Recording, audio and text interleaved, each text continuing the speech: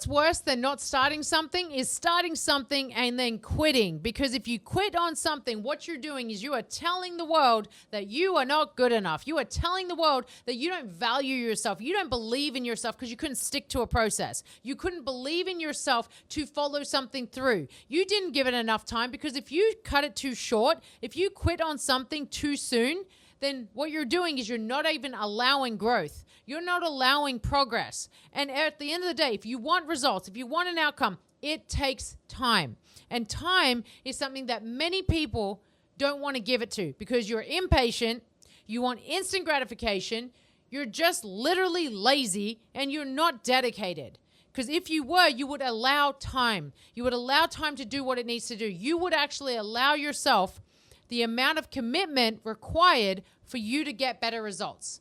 And the best part about a journey is that there is ebbs and flows. There's ups and downs. And you get discovered along the way. That's what personal development is all about.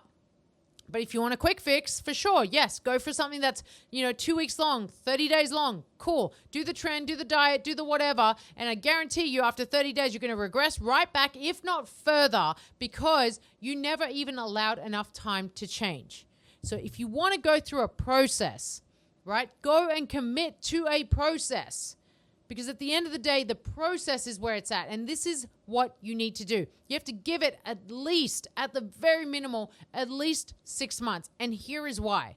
In the first week that you start something, you're going to be motivated as fuck. You're going to be like, yes, I'm doing it. I feel really great. I'm on a roll here. Second week rolls around, you're going to feel exactly the same. Third week rolls around, you're going to be like, getting a little tired here. I'm not sure if I want to do it anymore. All of those that negative self-talk starts to happen, and you start to question yourself. And then 4 weeks rolls around, and that's about the 30-day mark. And you're like, oh, I don't want to do it. I don't want to do it. I don't want to do this shit. I've been doing it now for 4 weeks, and it's hard, and all that's going to start to come up for you, right? At that 30-day mark, that's where all of the soft, all of the sensitive, all of the weak people start to fall off, and they trickle away right back to where they were, right? That's the quitter. The quitter is the person that stops too soon. The quitter is the person that doesn't believe themselves. The quitter is the person that has no confidence, but then shows up to all these places thinking that they are. That's who the quitter is. So if you're not going to be that person, you're going to keep going. And you know what's going to be cool about this is that you'll get to 6 weeks and you'll be like, all right, I got a groove here. I've gone over that little hump and I'm going to keep going. Then 12 weeks is going to roll around. You're going to have some pretty cool results. You're going to have great results. But here's the thing about the 12-week mark. People who think that they are a pro, they do something for 3 months, they think they're an absolute expert at it, and then they think, oh, I can do this. I'm like, no issues. I can go back to some of my old ways. No big deal. And guess what? They regress all the way back to the start. Even worse. So at the 1 month and at the 3 month mark, that's where most people go back to the shit they were doing prior. Isn't that crazy? Month 2. What happened at month 2? Well, nothing. Because it was actually at month number 3 because you got confident, you got cocky, you got arrogant, you got yourself into a position where you think you know what the fuck you're doing, but you don't. So at that point, it is even more important to want to learn, to want to grow, to want to experience, to want to just dive deeper. So if you are that person that continues past the 3 month mark, then guess what? You're going to get to 4 months and be like, okay, I got this. I can do this. And you get to the 5 months and you'll be like, all right, this is kind of like becoming more part of like who I am and my routine and my lifestyle. At 6 months, you'll be like, I've been doing this for half a year. I can do this shit. All right. You're going to feel really damn good. Your results are going to show you. It's going to be part of your lifestyle. It's going to be part of who you are. You've kind of like gone through most of the shit, right? Like the people that have said stuff. You've gone through most of the things that have held you back. You've had some good times, some bad times. You've struggled. You understand, right? There's ebbs and flows. You've got a long time where you can really, truly get it.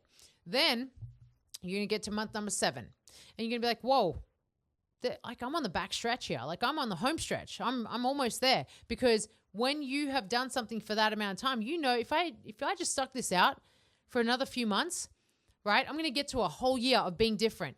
So once you get to a year and you think about this right now for this second, where were you a year ago? Where were you? How were you? What were you all about a year ago? I guarantee you weren't listening to messages like this. A year ago, you were probably in a very different position because you weren't where you are today, where you're in a position to listen, to learn, to actually absorb some of this stuff.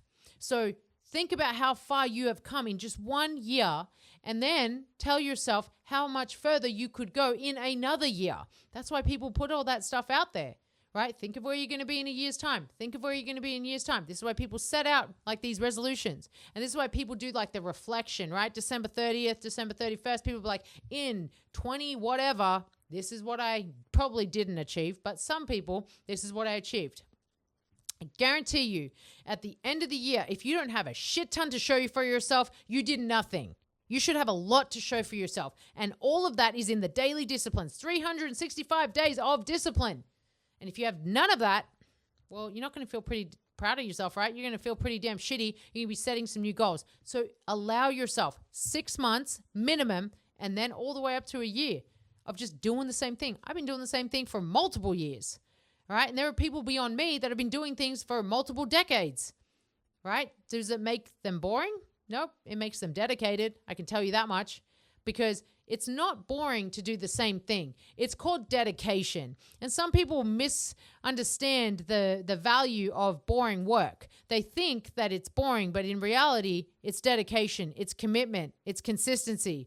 It's the person that truly sticks to what they say they're going to do. That is what it is. So if you're someone that's looking to make a transformation, make a change, do something with yourself, whatever the fuck, okay? Try to stick with it for at least 6 months, all the way up to a year. I guarantee you're going to be a different person. Ask yourself where you were just 1 year away. Just 1 year ago, where were you? And where do you want to be in 1 year? You could be in a completely different life. Like I know I was. One moment I was living in Canberra, Australia, the capital of Australia. Small time. Nothing big. Everyone knew each other. Nothing exciting happens. It's boring as fuck, right? It's cold and it's just shit, right? That's where I was. And then I made one decision. Going from Canberra to California.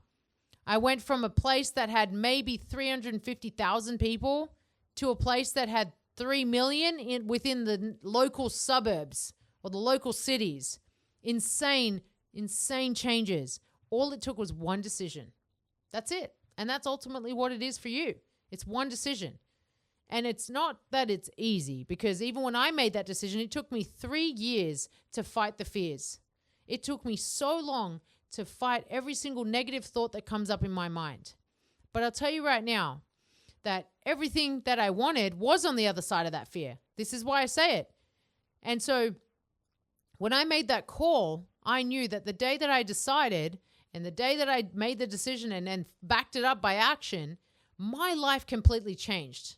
I went from a small town to obviously a massive amount of people in a place that didn't even know who I was. And then I built myself. And in 1 year, I completely changed. I completely grew. I became a very different person. I became a very different version of myself. You would not like who I was if you knew me back then. You wouldn't have liked this version.